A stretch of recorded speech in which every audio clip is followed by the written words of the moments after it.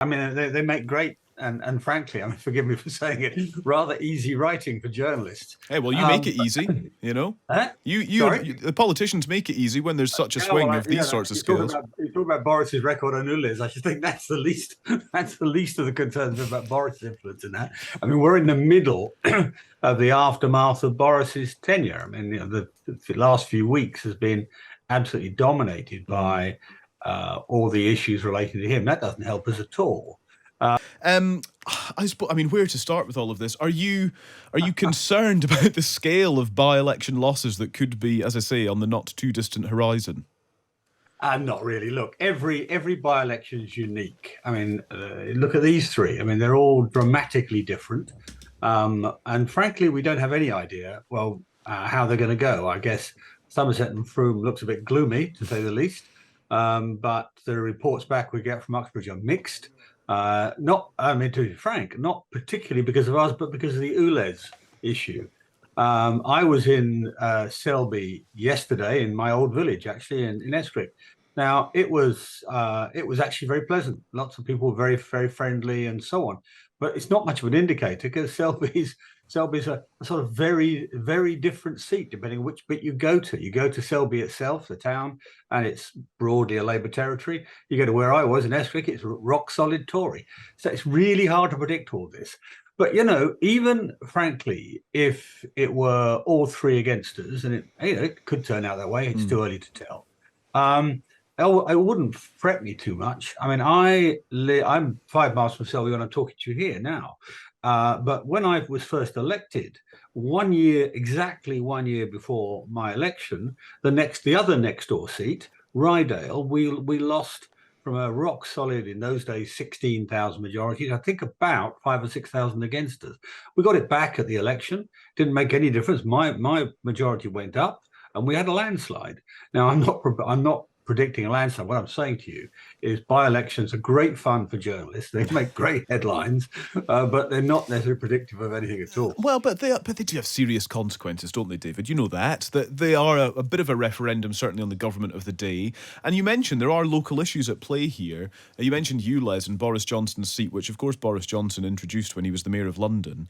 And so the Tories can't get too far away from that as an issue, given Boris Johnson's legacy in that one. Polling suggests Labour's got an 8-point lead in Uxbridge and South Ruislip, that Danny Beale's on 41% in that particular constituency, 12 points ahead in Selby and Ainsty. There is a narrative that would emerge from these by-elections should they go against the Conservatives.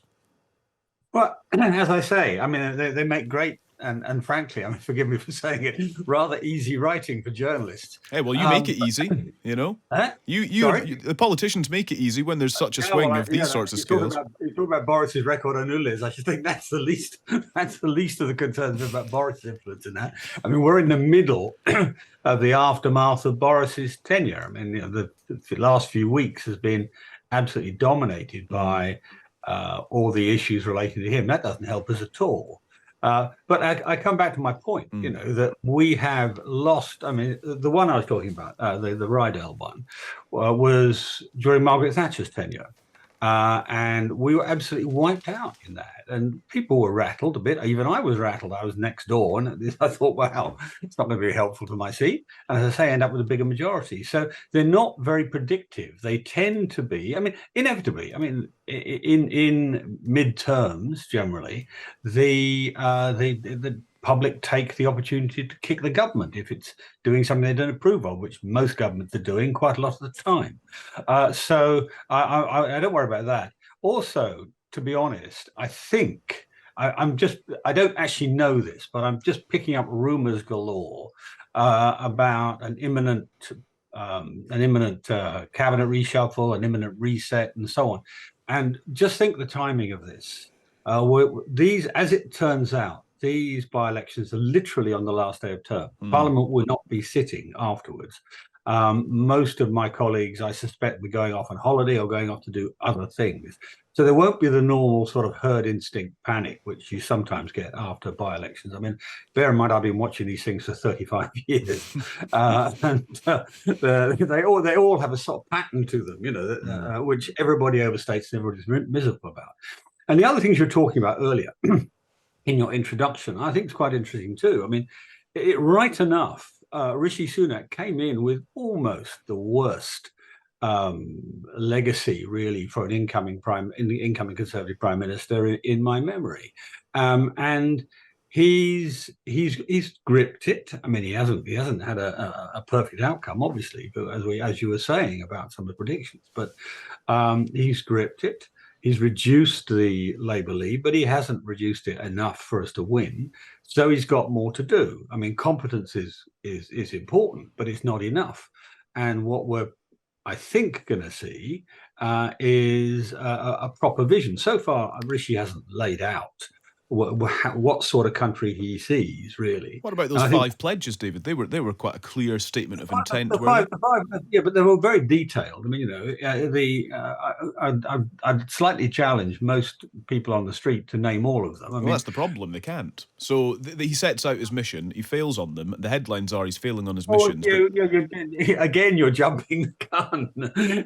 We aren't near the timetable yet. I mean, the inflation is proving intractable, but it's proving intractable for everybody in the world, not just us.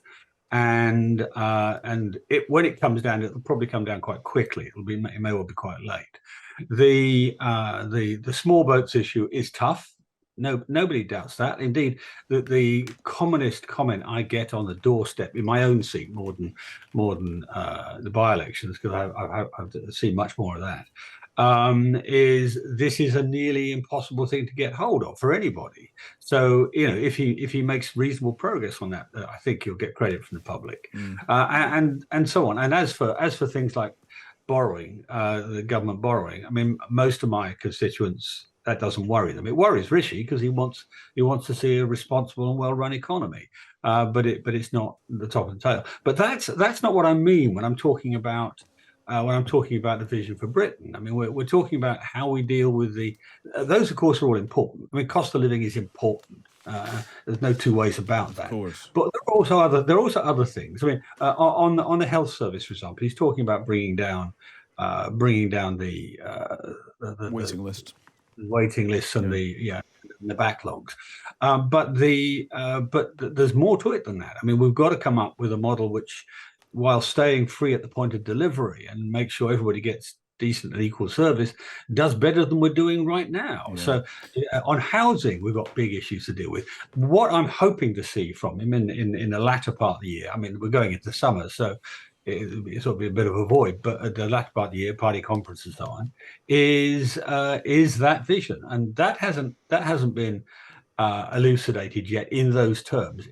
Not just 5 promises, not just a sort of Blairite credit card promises, but Yes. but something rather more visionary, rather more and which goes to the heart of what people worry about, whether it's elderly people worrying about getting their operation, Yeah. or whether it's worrying about getting a house. Understood. Both of them matter. I want to ask you about the front page of the Times this morning. You mentioned that sort of, rumours in the air of a potential cabinet reshuffle. The front page of the Times is cabinet split over denying public sector a 6% pay rise. Rishi Sunak facing pressure from the cabinet. 5 cabinet ministers urging Rishi Sunak to accept and indeed respect the recommendations of independent pay review bodies. Should he do that? Should he accept the independent review bodies? I mean, this is literally why they exist, isn't it? For the PM to say, well, this is what they've said. That's a yes from me. Yeah, that's right. And I think under most circumstances, I would be voting for, if I had a vote. I don't in that, but I would be voting for reflecting and recognising those recommendations. But we are in a virtually unique situation. Well, unique for 50 years, for 40 years anyway, in terms of the pressures on the public finances. And what Sunak is, I think, reasonably arguing here is we don't want to turn a one-off inflationary hike into a permanent problem. We've been there before. I mean, before I came into Parliament, we were there with the early days, what led to the Thatcher Revolution, if you like. And he doesn't want that to happen. Now, this is a perfectly reasonable argument to have around the cabinet table, because there are good arguments on both sides. But I can understand only too clearly why Sunak does not want to go into next year with another round of inflationary demands, Yeah. which is, I think, what he's trying to avoid. Understood. And just a final one for you as well. Another issue of the morning, indeed of the week, actually. The Eye reports that Tory MPs have been left appalled at a Home Office decision to paint over murals of cartoon figures at an asylum centre for lone children. Are you one of those Tory MPs that is appalled? Well, to be honest, I'm not across the story, but it does sound a bit clunky or insensitive, is perhaps a better word.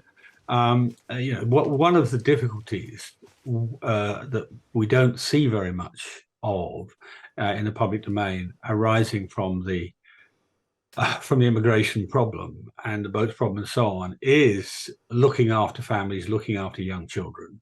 And it's really difficult. The country is not equipped for the numbers we're looking at, and it creates all sorts of pressures in holding centres for children and families and others, to be honest. And sometimes the Home Office is not the most sensitive of departments, but as I say, I'm not across the story, so I'm not really able to give you a hard opinion. But from what you've described, it sounds like they should have exercised more sensitivity. Understood.